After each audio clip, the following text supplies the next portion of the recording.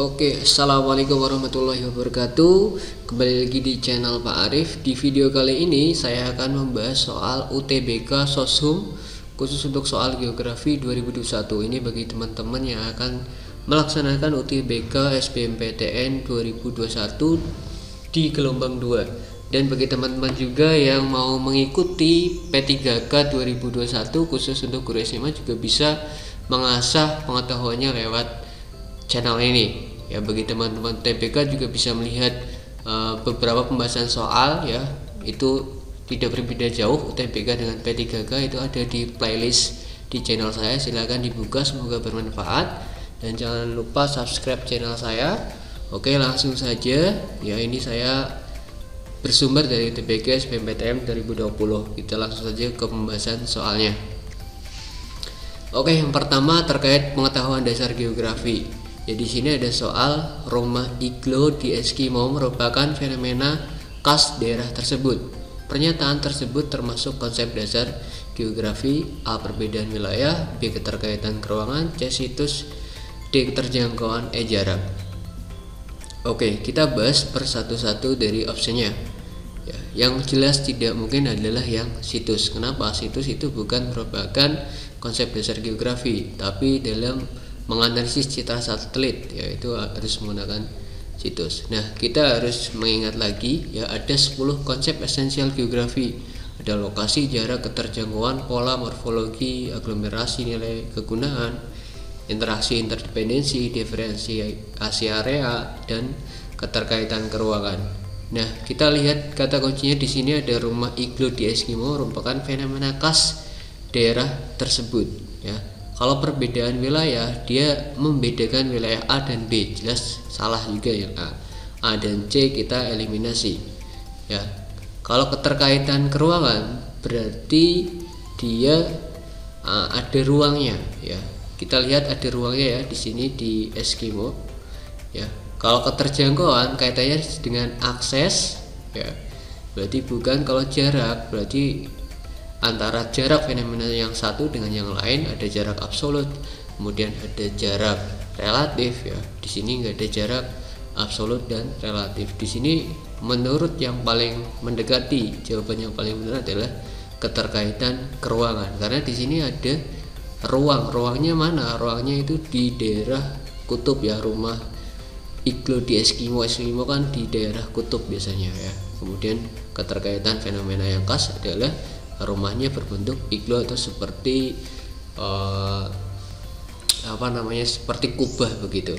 Nah, kita akan bahas satu persatu supaya teman-teman juga mengingat, ya. Di konsep esensial geografi ini sering sekali keluar di UTBK maupun P3K 2021. Nah, kita intermezzo aja, ya. Salah satu unsur yang paling penting untuk memahami fenomena geografi secara paripurna itu adalah konsep esensial geografi. Nah, kita bahas yang lokasi dulu.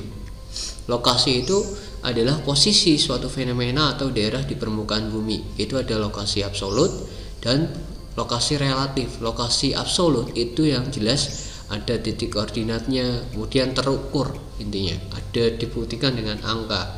Kalau relatif, ya hanya relatif saja. Misal kota Bogor itu sebuah kota yang letaknya itu di antara Lebak, Sukabumi, kemudian Cianjur, Bekasi, ya, ini. Kemudian ada Serang, DKI Jakarta, dan lain sebagainya. Ini adalah lokasi relatif. Kemudian jarak. Jarak adalah takaran panjang satu fenomena ke fenomena lain di permukaan bumi. Ini misalnya ada jarak absolut, ya, yang dibuktikan dengan misal jarak Kuala Lumpur dengan Beijing itu sekitar 5.098 mil. Ya, kalau jarak relatif, misal jarak tempuh Kuala Lumpur Beijing itu hanya 4 jam dengan pesawat terbang, ya. Jadi kalau jarak itu ada absolut, jarak relatif, seperti halnya lokasi tadi. Kemudian keterjangkauan itu kaitannya dengan ketercapaian menjangkau suatu tempat, sarana apa yang digunakan, kemudian alat komunikasi apa yang digunakan, dan sebagainya. Ini saya contohkan dengan high accessibility dan low accessibility, ya. Di kawasan perkotaan itu mudah sekali kita menjangkau kemana-mana, ke mall, ke kota, ya, kemudian ke pusat-pusat perbelanjaan, pelayanan publik itu sangat mudah. Tapi kalau di desa itu sangat sulit untuk menjangkau sarana, misal sekolah ya, mereka harus melewati jembatan yang rusak dan lain sebagainya. Itu kaitannya dengan keterjangkauan. Kemudian pola kaitannya dengan bentuk sebaran berulang suatu fenomena pada kawasan di permukaan bumi. Ini misal saya contohkan, ada pola aliran sungai dan pola pemukiman penduduk ya. Nah, teman-teman pasti sudah tahu ada pola dendritik, rektangular, ya, trellis dan lain sebagainya. Ya, kemudian sentripetal, kemudian radial, sentrifugal juga ada ya.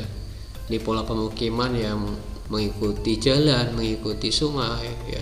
Kemudian di pegunungan itu ada pola-pola ya yang berulang pada suatu fenomena di kawasan di permukaan bumi.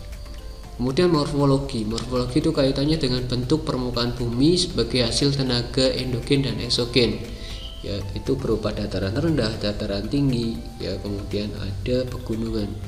Ini adalah morfologi, intinya penampakan di permukaan bumi.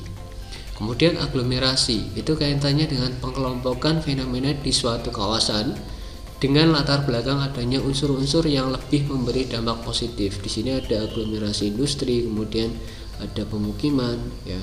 Jadi pengelompokan industri-industri, misal ada di daerah Tangerang, kemudian di Bekasi, itu biasanya ada aglomerasi industri ya, supaya terkelompok ya. Kalau terpecah-pecah nanti akan sulit juga untuk melakukan proses itu. Misalnya ada bahan baku, pemrosesan bahan baku, bahan mentah, kemudian diolah menjadi bahan mau jadi, itu harus satu lingkup kawasan sehingga aksesnya mudah antar pabrik begitu. Kemudian nilai kegunaan itu kaitannya dengan manfaat yang diberikan oleh suatu wilayah di muka bumi pada makhluk hidup. Tidak akan sama pada semua orang. Misalnya ini daerah Kars ya, kegunaan bagi orang untuk pariwisata. Kemudian dalam sisi hidrologis mereka dapat di daerah Kars dapat menyimpan cadangan air yang banyak ya. Kemudian dalam nilai ekonomis ya, Kars itu bermanfaat buat bahan baku semen ya, jadi nilai kegunaannya itu berbeda-beda. Misalnya saya contohkan lagi, misalnya ada perkantoran ya, perkantoran sangat cocok untuk orang-orang kantor, tapi tidak cocok untuk petani dan nelayan karena tidak sesuai dengan nilai kegunaannya gitu. Lanjut, kemudian interaksi dan interdependensi ya. Kalau interaksi dan interdependensi itu adalah keterkaitan ruang antara satu fenomena lain ya, misalnya interaksi antara desa dan kota ya. Interdependensi itu ketergantungan, interaksi itu seperti interaksi biasa antara A dan B ya. Saya contohkan ya, itu ketergantungan antara wilayah desa dan kota ya. Di kota itu membutuhkan pangan dan tenaga kerja dari desa, kemudian desa juga membutuhkan teknologi dan modal yang berasal dari kota begitu. Kemudian ada diferensiasi area. Diferensiasi ya, itu adalah konsep yang menjelaskan mengenai perbedaan-perbedaan wilayah dan kaitannya terhadap kehidupan sosial penduduk setempat ya. Misalnya di daerah laut, tepi laut itu mata pencarinya sebagai nelayan, kemudian di dekat dengan pegunungan atau dataran rendah itu sebagai seorang petani ya. Kemudian ini di gurun pasir mungkin untuk pengembala atau ternak unta, kambing ya, dan lain sebagainya. Nah, kemudian ada keterkaitan keruangan ya. Ini saya contohkan kasus kebakaran hutan ya di Kalimantan. Jadi konsep yang menjelaskan hubungan antara penyebaran suatu unsur dengan unsur yang lain pada suatu tempat.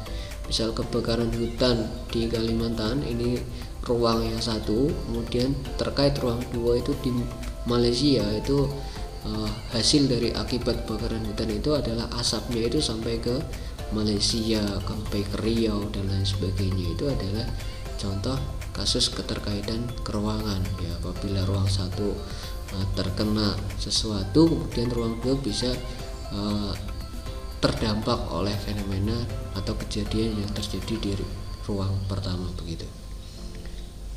Lanjut, kemudian kita ke litosfer ya. Danau yang terbentuk oleh erosi es atau glacier adalah danau karst, tektonik, vulkanik, tektovolkanik, dan glasial ya. Ini sudah jelas ya, Di sini ada glacier kata kuncinya, jadi jawabannya adalah danau glasial. Nah, teman-teman juga harus tahu juga tentang beberapa jenis danau. Ini ada danau tektonik ya. Ini terbentuk oleh proses tektonik ya, seperti lipatan, kemudian ada patahan juga yang mengakibatkan sebagian permukaan bumi menjadi lebih tinggi atau lebih rendah, teman-teman. Ya. Di wilayah yang lebih rendah maka air akan terkumpul dan menggenang sehingga terbentuklah danau ya. Ini saya contohkan itu di Danau Tondano di Sulawesi dan Danau Singkarak di Sumatera. Lanjut, ini ada danau vulkanik juga ya. Ini terbentuk oleh proses vulkanik atau vulkanis ya. Ketika gunung berapi meletus, puncak gunung itu akan terbuka ya. Kemudian menimbulkan depresi vulkanis dalam bentuk cekungan ya. Kemudian dasar cekungan itu tertutup oleh material vulkanik yang tidak tembus air ya. Akibatnya ketika hujan turun ya, air akan tertampung di sana dan membentuk danau vulkanik ya. Saya contohkan itu di Danau Batur di Bali dan Danau Kelimutu di Flores begitu. Lanjut kita ke teknovulkanik ya. Teknovulkanik adalah danau yang terbentuk dari gabungan proses tektonik dan vulkanik, itu seperti contohnya di Danau Toba ya. Jadi ketika gunung meletus kemudian ditambahi fenomena tektonik juga yang mengakibatkan danau tektovulkanik ya, depresi ini. Nah, kemudian danau glasial itu danau yang terjadi ketika ada erosi glacier ya, teman-teman. Kemudian danau glasial biasanya terdapat di kaki gunung atau pegunungan salju. Contohnya di Great Lakes di Amerika Utara.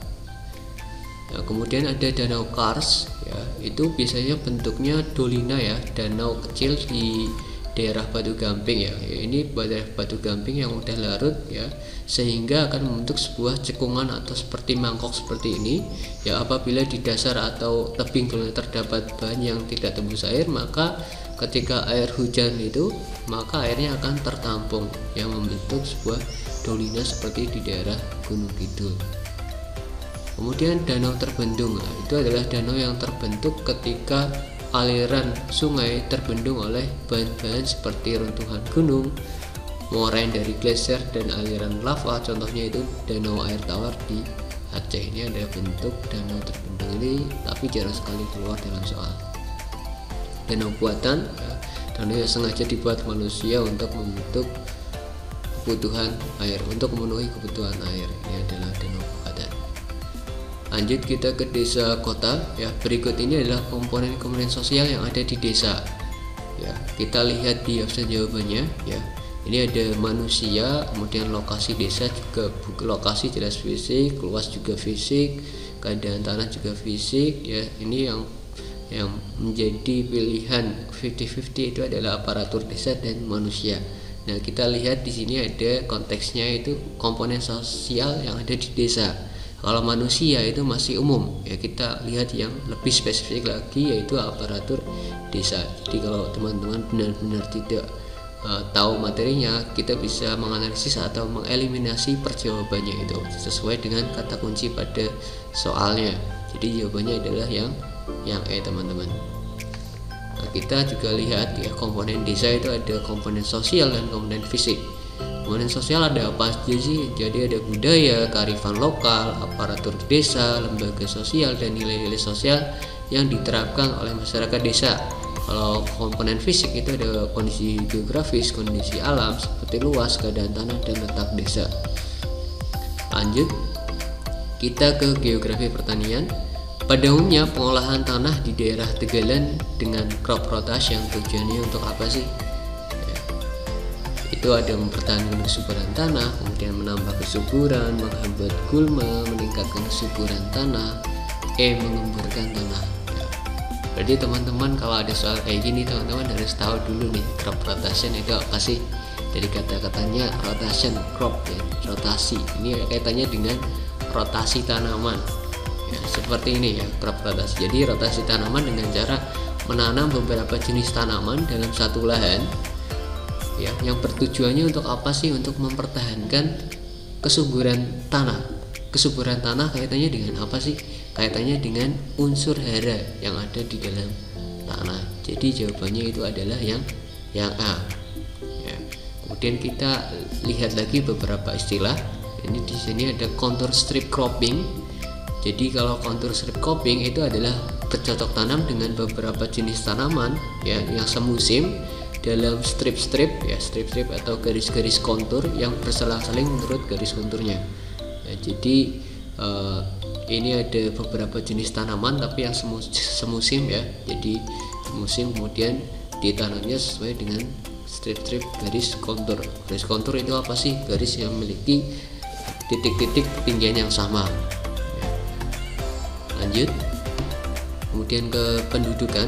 Manfaat data komposisi penduduk menurut tingkat pendidikan adalah untuk A. Perencanaan tenaga pendidikan, B. Perhitungan kebutuhan tenaga kerja, C. Perencanaan sarana pendidikan, D. Perhitungan potensi tenaga kerja terdidik, E. Perhitungan alokasi anggaran pendidikan. Nah, teman-teman bisa lihat kata kunci soalnya, manfaat dari komposisi penduduk tingkat pendidikan. Ya, tingkat pendidikan berarti usia atau tingkatan pendidikan dalam sekolah itu ada SD, SMP, SMA, kuliah ya. Apa yang bisa kita manfaatkan dari data tersebut? Ya, kalau tenaga pendidikan jelas bukan, itu kaitannya dengan guru, bukan tingkat pendidikan. Kebutuhan kerja juga bukan ya. Kalau perencanaan sarana kependudukan juga bukan. Ini kaitannya tentang pendidikan. Jadi yang paling tepat ya kalau alokasi anggaran pendidikan itu lebih kepada jumlah sekolah bukan tingkat pendidikan. Kalau perhitungan potensi tenaga kerja terdidik, nah ini adalah yang paling tepat. Kenapa? Ya, dengan kita mengetahui tingkat pendidikan di suatu wilayah misalnya, kita bisa mengetahui kira-kira potensi tenaga kerja terdidik apa yang sesuai dengan wilayah tersebut begitu. Misalnya sebagian wilayah sebagian besar mengambil tingkat pendidikan SMK jurusan otomotif.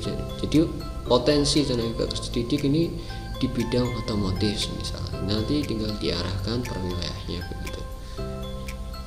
Nah, ini ada komposisi ya, itu pengelompokan penduduk berdasarkan kriteria tertentu. Ya, jadi ya tadi sudah saya jelaskan ini. Jadi komposisi penduduk menurut tingkat pendidikan itu akan mempresentasikan riwayat pendidikan penduduk di suatu wilayah. Manfaatnya itu jelas digunakan untuk menghitung dan mengetahui potensi SDM dan juga potensi tenaga kerja terdidik di suatu wilayah. Kemudian ada prinsip geografi. Ini juga sering sekali keluar dalam UTBK, kemudian dalam P3K 2021 misalkan dia akan keluar ya. Ini misalnya ada soal wilayah pantai barat Sumatera sudah beberapa kali diguncang gempa tektonik dan dilihat dari struktur geologinya wilayah tersebut berada di zona tumbukan lempeng. Prinsip geografi yang digunakan untuk mengkaji fenomena tersebut adalah A. Prinsip persebaran, B. Distribusi, C. Prinsip interrelasi, D. Prinsip deskripsi, E. Prinsip korologi.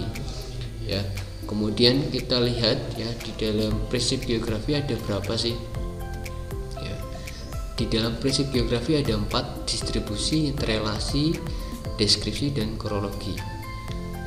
Kalau distribusi itu kaitannya dengan sebaran ya, kata kuncinya adalah sebaran gejala-gejala geografi di permukaan bumi. Misal peta, di sini ada peta persebaran tambang di Indonesia, kemudian peta sebaran hewan, fauna maupun flora di Indonesia. Itu kaitannya dengan prinsip distribusi. Kata kuncinya itu sebaran. Kemudian kalau interrelasi, kata kuncinya itu adalah hubungan ya antara gejala geografi yang satu dengan yang lain. Misalnya ada gejala fisik dengan gejala fisik, kemudian gejala fisik dengan gejala sosial maupun gejala sosial dengan sosial ya. Saya contohkan di sini ada usaha pembukaan lahan di hutan untuk keperluan area pertambangan ya, akan menyebabkan terjadinya penebangan hutan dan berubahnya ekosistem satwa dan tumbuhan di area hutan. Ini misal secara fisik dengan fisik ya, ini jadi penebangan hutan untuk pembukaan lahan ya, salah satu bentuk prinsip interrelasi ya. Ini contoh prinsip interrelasi. Kemudian prinsip deskripsi, intinya itu memberikan penjelasan yang lebih mendalam tentang karakteristik yang spesifik pada gejala geografi. Kalau deskripsi itu lebih ada bentuk beritanya, kemudian ada titik, kemudian garis, bidang, dan ruang, kemudian ada penjelasannya ya. Penjelasannya bisa berupa uraian, kemudian peta, kemudian diagram, grafik maupun tabel ya, lebih mendeskripsikan kalau prinsip deskripsi ya. Misalnya itu nanti digunakan untuk menjelaskan karakteristik gejala geografi yang dipelajari, kemudian hubungan antar gejala dan distribusi keruangannya ya. Ini misal ada peta tentang banyaknya curah hujan di Kabupaten Wonosobo ya. Ini dimulai dari pengumpulan data, klasifikasi data, pemetaan, kemudian ada deskripsi tiap satuan pemetaan ya. Jadi deskripsi baru dapat dibuat setelah dilakukan pemetaan tentang kajian geografi yang dimaksud.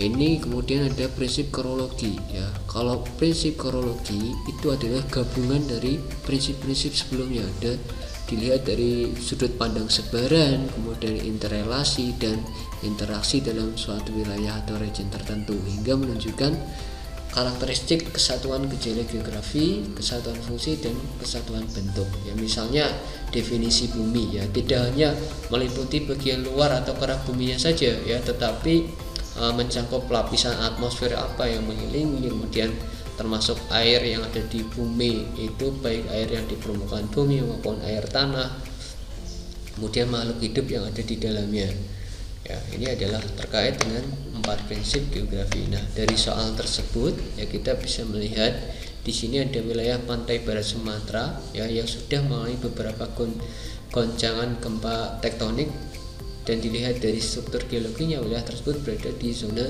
tumbukan lempeng. Kira-kira prinsip apa yang paling tepat dari soal tersebut ya, di sini berarti yang paling tepat adalah prinsip interrelasi ya. Jadi ada hubungannya ya, kenapa pantai barat Sumatera itu sering terjadi gempa tektonik. Oh, karena di situ ada zona tumbukan lempeng. Berarti ada hubungannya antara wilayah Sumatera yang sering terjadi gempa tektonik dengan daerah zona tumbukan lempeng gitu. Jadi kita lihat, oh kalau ada hubungan berarti ini termasuk prinsip interrelasi. Di sini nggak ada sebaran. Kalau sebaran berarti bentuk soalnya sebaran lempeng yang tumbukan lempeng yang ada di Indonesia atau pergerakan lempeng di Indonesia begitu. Ini terkait dengan prinsip. Sudah, oke, terima kasih, semoga bermanfaat bagi teman-teman ya. Jangan lupa subscribe channel saya ya di Pak Arif, dan kemudian dilihat lagi teman-teman di playlist saya, itu ada beberapa contoh soal geografi yang mungkin bisa membantu teman-teman dalam mengikuti seleksi P3K maupun mengikuti UTBK geografi. Semoga sukses. Saya kira itu saja dari saya. Wabillahi taufiq wal hidayah. Wassalamualaikum warahmatullahi wabarakatuh.